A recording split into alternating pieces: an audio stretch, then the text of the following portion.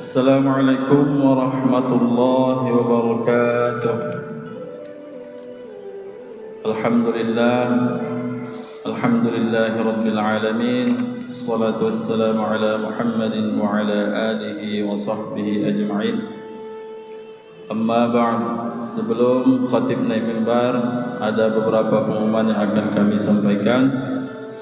Yang pertama yaitu waktu salat kita jatuh pada pukul 12:02, kurang lebih 5 sampai 6 menit lagi waktu sholat akan tiba.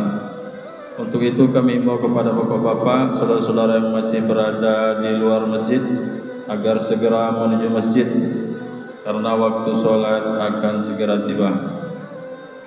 Kemudian khatib kita pada hari ini yaitu Al-Ustadz Mizan Asnawi M.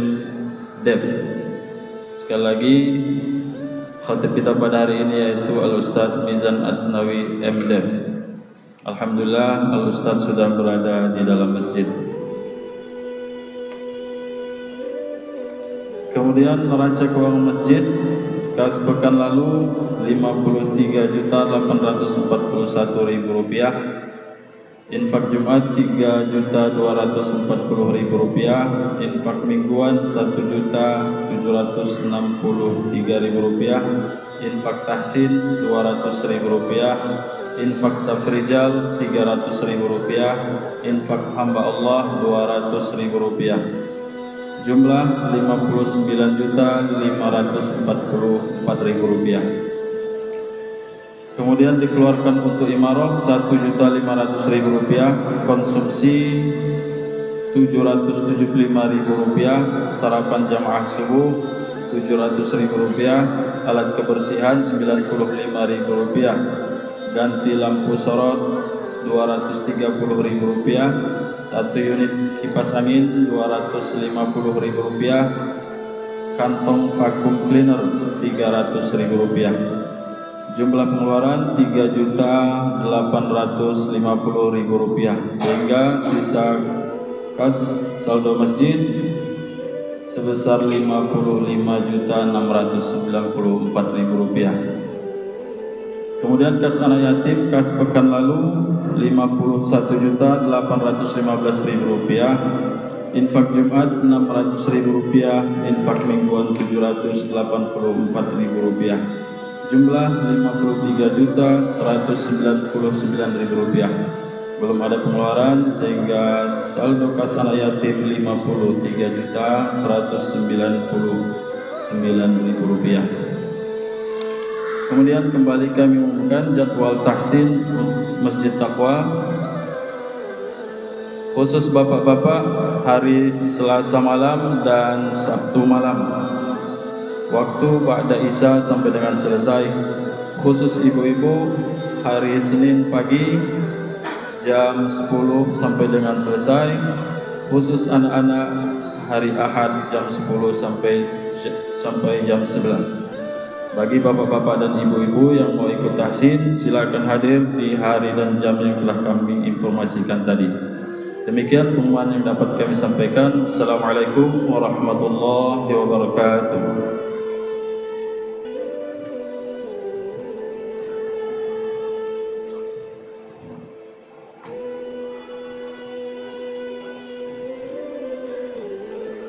Alhamdulillahillazi hadana lihadza وما كنا لنهتدي لولا أن هدانا الله أشهد أن لا إله إلا الله وحده لا شريك له وأشهد أن محمدا عبده ورسوله اللهم صل على محمد وعلى آله وصحبه ومن تبعهم بإحسان إلى يوم الدين أما بعد فيا عباد الله أوصيكم وإياي بتقوى الله فقد فاز المتقون يا أيها الذين آمنوا اتقوا الله حق تقاته ولا تموتن إلا وأنتم مسلمون. وقال الله تعالى في كتاب الكريم أعوذ بالله من الشيطان الرجيم وجاهدوا في الله حق جهاده. وقال تعالى والذين جاهدوا فينا لنهدينهم سبلنا. jamaah Jumat yang dimuliakan Allah Subhanahu wa taala.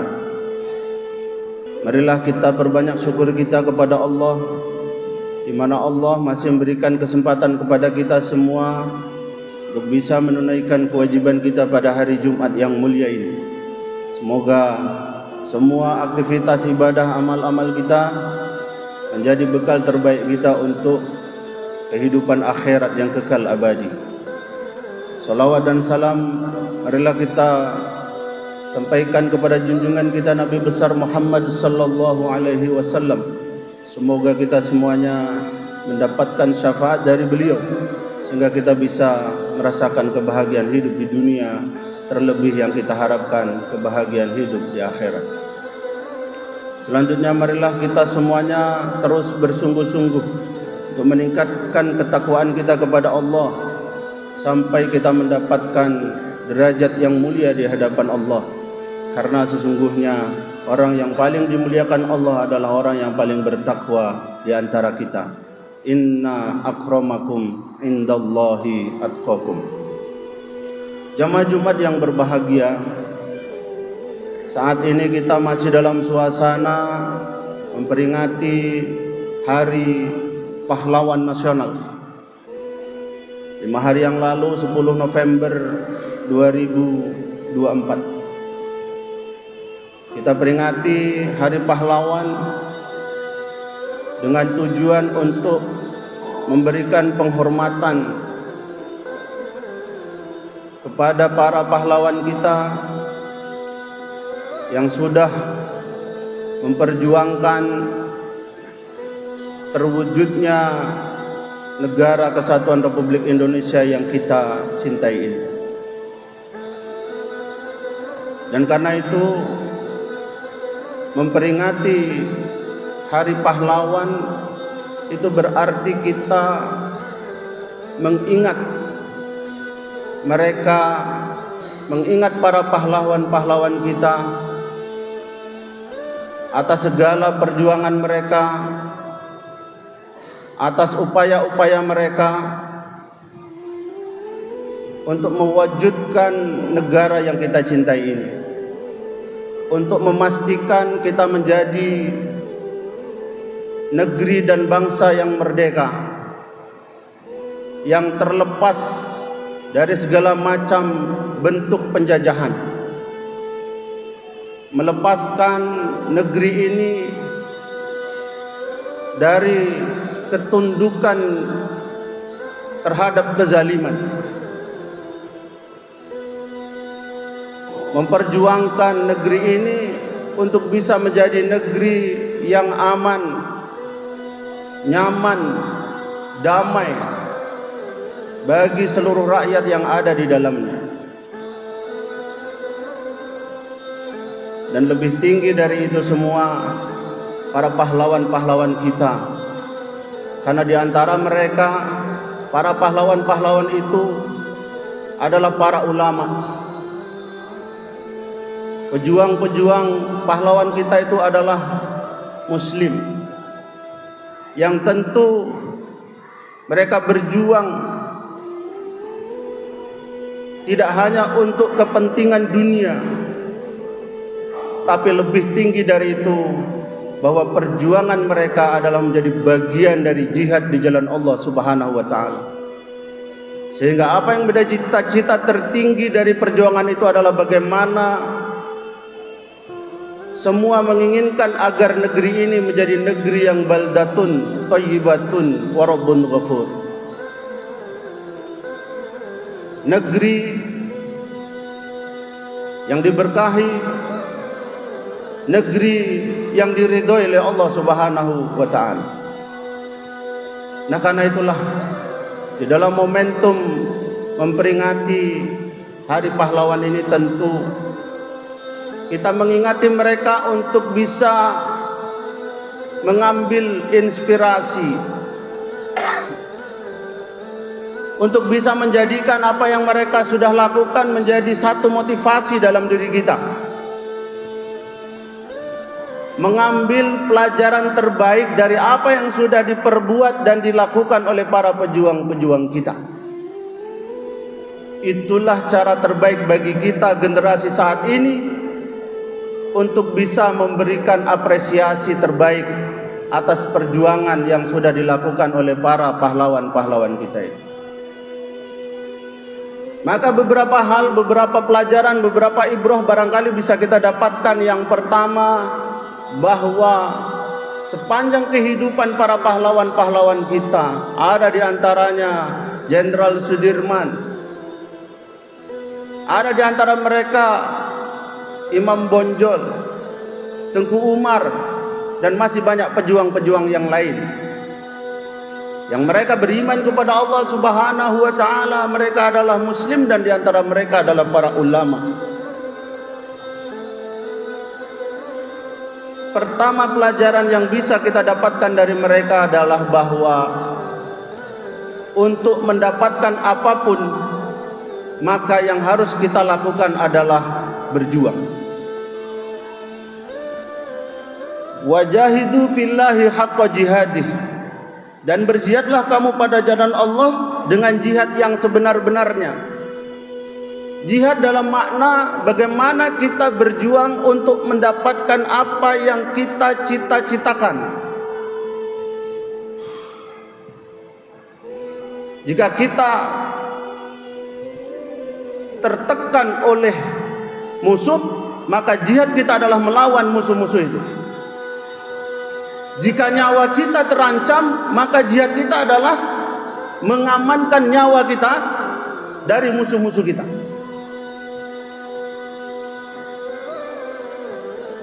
Tapi saat ini tidak ada lagi medan Badar, tidak ada lagi medan Uhud, tidak ada lagi medan Khandaq. Sekarang ini tidak ada lagi medan Yarmuk.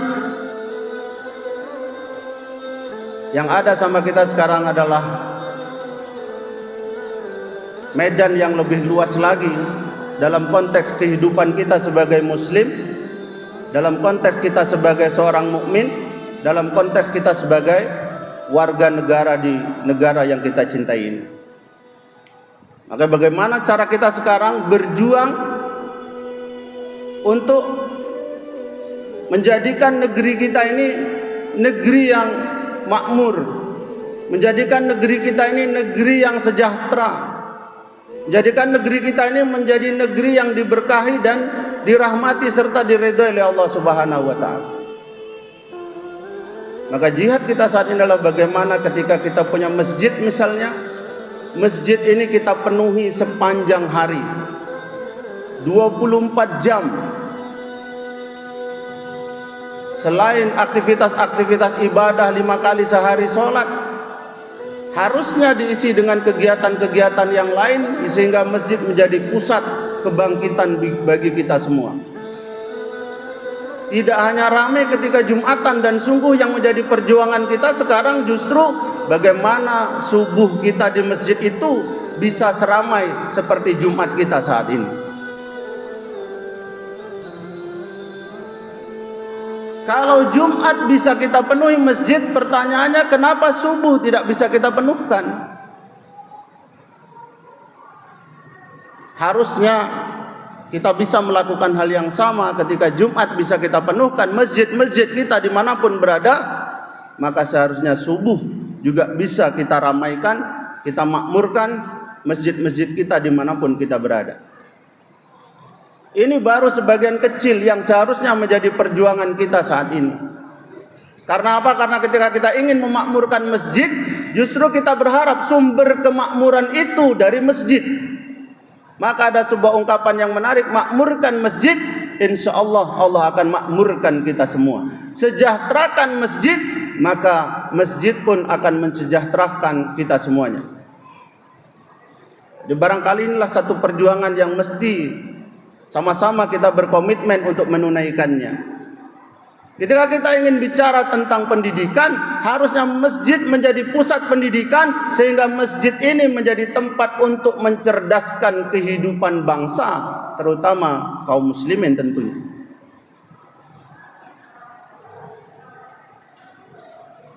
Bahkan sekolah-sekolah saat ini tidak sepenuhnya sanggup dan tidak sepenuhnya mampu untuk betul-betul mendidik anak-anak kita. Kenyataannya mereka sekolah tapi kemudian mereka juga narkoba, mereka sekolah kemudian mereka juga seks bebas, mereka sekolah tapi kemudian mereka juga maling. Disinilah pentingnya perjuangan kita untuk mengembalikan semangat kemasjidan ini menjadi semangat dalam kehidupan kita sebagai muslim dan kehidupan kita sebagai bangsa dan negara. Hadirin jamaah Jumat yang dimuliakan Allah, bagaimana semangat perjuangan para pahlawan kita itu bisa kita ambil pelajaran dan kemudian kita implementasikan pada saat ini. Yang kedua, kita ambil pelajaran dari para pejuang kita, bahkan perjuangan itu tidak mudah. Perjuangan itu tidak sederhana karena ada yang harus kita korbankan. Bahkan ketika peperangan di zaman Rasulullah, selain para sahabat itu ikut terjun ke medan tempur, ikut terjun ke medan perang, mereka juga mengorbankan, menginfakkan semua harta mereka. Abu Bakar, Utsman, Umar, Ali, Abdurrahman bin Auf, mereka ikut terjun ke medan perang, tapi bahkan juga mereka menyerahkan harta mereka untuk memenuhi kebutuhan-kebutuhan dalam perjuangannya. Mereka berjuang, mereka berkorban secara maksimal. Karena apa? Karena memang tidak ada perjuangan tanpa pengorbanan. Dan perjuangan itu menjadi sebuah kemestian. Karena Allah sudah ingatkan, innallaha la yughayyiru ma biqaumin hatta yughayyiru ma bi anfusihim. Apapun yang akan ingin kita dapatkan, maka tidak ada pilihan lain kecuali kita harus berjuang. Maka kalau ada seseorang di antara kita mendapatkan sesuatu dengan mudah, mendapatkan apa yang diinginkan dengan kemudahan, bisa jadi mereka adalah para pecundang, ya, menghalalkan segala cara, memanfaatkan segala fasilitas dan privilege dan lain sebagainya. Tapi para sahabat, para pejuang-pejuang kita yang mengikuti jalan para sahabat, mereka sudah memberikan kepastian untuk kita bahwa untuk mendapatkan apapun yang diinginkan, yang dibutuhkan, semuanya harus dilalui dengan perjuangan dan pengorbanan. Dan untuk itu semuanya Allah akan memberikan pahala kebaikan yang luar biasa. Dalam surat Al-Ankabut ayat ke-69 Allah nyatakan, wallazina jahadu fina lanahdiyannahum subulana. Dan orang-orang yang berjihad, berjuang untuk mencari keridhaan Allah, maka benar-benar Allah akan memberikan petunjuk kepada mereka jalan-jalan yang dimudahkan Allah Subhanahu wa taala.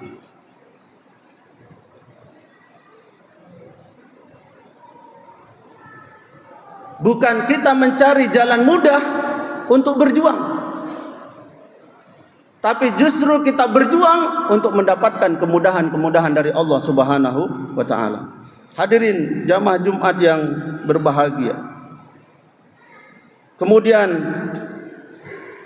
pelajaran berikutnya yang bisa kita ambil dari para pahlawan kita adalah bahwa berjuang, berkorban itu harus kita lakukan penuh dengan ketulusan, harus penuh dengan keikhlasan. Tidak boleh di antara kita berjuang, berkorban untuk mendapatkan popularitas, untuk mendapatkan pujian-pujian dunia, atau bahkan untuk mendapatkan balasan imbalan-imbalan dunia. Di antara mereka para sahabat, para pahlawan kita justru mengorbankan nyawa mereka tanpa sedikit pun mereka ingin dianggap sebagai pahlawan. Mereka tulus. Mereka tegak di atas kebenaran, atas perjuangan mereka. Mereka ingin melepaskan penjajahan, melepaskan belenggu kezaliman dalam rangka jihad di jalan Allah, hanyalah untuk mendapatkan keridhaan dari Allah Subhanahu wa taala. Ini satu hal yang tidak mudah untuk bisa kita lakukan saat ini, untuk bisa kita dapatkan pada zaman sekarang ini. Sebagian besar kita selalu saja hitungan-hitungan dunia itu menjadi prioritas. Imbalan-imbalan dunia itu menjadi tujuan. Dan itulah yang saat sekarang membuat posisi kita kaum muslimin justru semakin lemah. Karena apa? Karena ketika tidak ada imbalan dunia, ketika tidak ada pujian dunia, justru banyak di antara kita yang tidak siap untuk berjuang dan tidak siap untuk berkorban. Itulah yang kemudian semakin lama kita tidak justru semakin bangkit. Kita kaum muslimin hanya sebatas menjadi korban. Itu yang kemudian membuat kita kaum muslimin justru makin lama makin dipecundangi. Sekarang kita sedang dalam suasana menjelang pilkada misalnya. Banyak di antara kandidat-kandidat yang berbicara tentang kepedulian terhadap Islam. Dan ini hadir tidak hanya sekarang, sudah dari dulu-dulu. Tapi apakah kehidupan kita kaum muslimin semakin baik? Kalau kita lihat data kemiskinan, kalau kita data anak-anak putus sekolah dan lain sebagainya. Nah, karena itulah jihad kita tidak akan pernah berhenti. Dan hendaknya kita berjihad dengan jihad yang sesungguh-sungguhnya. Jangan sampai kita umat Islam kaum muslim ini hanya menjadi korban saja. Jangan sampai kita hanya terus-menerus dipecundangi saja. Dan karena itu harus punya daya kritis, harus punya daya analisis. Tidak hanya mengekor saja, tidak hanya ikut-ikutan saja. Di antara para pejuang-pejuang kita itu orang-orang yang cerdas. Kiai Haji Agus Salim misalnya, memiliki kewibawaan di tingkat internasional, tidak terkalahkan. Argumentasi-argumentasinya diakui oleh dunia karena kecerdasannya. Nah, makanya kemudian menjadi perjuangan juga bagi kita bagaimana kita semua meningkatkan intelektualitas kecerdasan kita ini. Supaya kita ini tidak terus-menerus dibohongi, supaya kita ini tidak terus-menerus dipecundangi. Hadirin jamaah Jumat yang dimuliakan Allah Subhanahu wa taala. Jadi keikhlasan ini menjadi kunci utama bagi kita semua untuk bangkit, berjuang, berkorban agar kepentingan kita umat Islam, agar Islam ini menjadi jaya dan kitalah yang ikut terlibat untuk berjuang mencapai kejayaannya. Kita harus menjadi satu dari yang ada. Kalau ada 10 orang, dari 10 orang itu salah satunya adalah kita. Kalau ada 5 orang, dari 5 itu satunya harus kita. Dan kalau tidak ada yang lain, maka kitalah yang harus ambil tanggung jawab dalam perjuangan dan pengorbanan ini. Hadirin jemaah Jumat yang dimuliakan Allah Subhanahu wa taala. Kemudian yang terakhir, ada satu yang menarik ketika terjadi kisah arek-arek Surabaya. Ketika Bung Tomo berpikir bagaimana caranya beliau menyatukan para pemuda yang pada saat itu untuk sama-sama mengambil tanggung jawab perjuangan, untuk maju ke medan tempur dengan segala keterbatasan yang ada. Maka kemudian muncul satu ide, muncul satu gagasan, muncul satu inisiatif. Bung Tomo mengucapkan satu kata yang kata inilah kemudian menyatukan para pejuang-pejuang muda pada saat itu. Dan kata yang diucapkan oleh Bung Tomo adalah kalimat Allahu Akbar. Dan kalimat ini jugalah yang harusnya menjadi zikir harian kita kaum muslimin yang dimuliakan Allah Subhanahu wa taala. Dalam kalimat ini ada makna optimisme, bahwa sepanjang kita membesarkan Allah Subhanahu wa taala, tidak ada yang lebih besar daripada Allah. Dan perjuangan ini memang harus kita tumbuh kembangkan dalam diri kita dengan semangat yang besar. Cukuplah Allah menjadi segalanya buat kita, sehingga tidak ada alasan apapun bagi kita untuk tidak berjuang, untuk tidak berkorban dalam kehidupan kita ini. Demikian barangkali khutbah singkat yang bisa disampaikan, mudah-mudahan bermanfaat untuk kita semuanya. Barakallahu li wa lakum fil Qur'anil azim wa nafa'ani wa iyyakum bima fi minal ayati wa zikril hakim wa taqabbala minni wa minkum tilawatahu innahu was-sami'ul alim. Aqulu qouli hadza fastaghfiruhu innahu wal ghafurur rahim.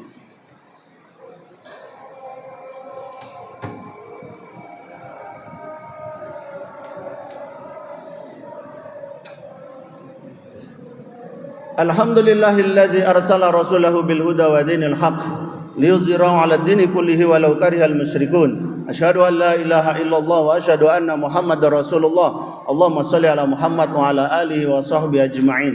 Amma ba'du fa ya ibadallah ittaqullah haqqa tuqatih wa la tamutunna illa wa antum muslimun. Innallaha wa malaikatahu yusholluna 'alan nabi ya ayyuhallazina amanu shallu 'alaihi wa sallimu taslima. Allahumma ighfir lil muslimina wal muslimat wal mu'minina wal mu'minat al ahya'i minhum wal amwat. Rabbana zalamna anfusana wa illam taghfir lana wa tarhamna lanakunanna minal khasirin. Rabbana ighfir lana wa li ikhwanina allazina sabaquna bil iman wa la taj'al fi qulubina ghillan lil ladzina amanu rabbana innaka ra'ufur rahim. Allahumma arinal haqqa haqqan warzuqna tiba'ah wa arinal batila batila warzuqna ijtinabah. Allahumma a'inna ala zikrika wa syukrika husni ibadatik. Rabbana atina min ladunka rahmah wa hayyi' lana min amrina rasyada. Rabbana atina fid dunya hasanah wa fil akhirati hasanah wa qina azaban nar. Subhana rabbika rabbil izzati amma yasifun wa salamun alal mursalin walhamdulillahi rabbil alamin. Ibadallah, innallaha ya'muru bil 'adli wal ihsan wa ita'i dzil qurba wa yanha 'anil fahsya'i wal munkari wal baghi ya'izukum la'allakum tadhakkarun wa la dzikrullahi akbar.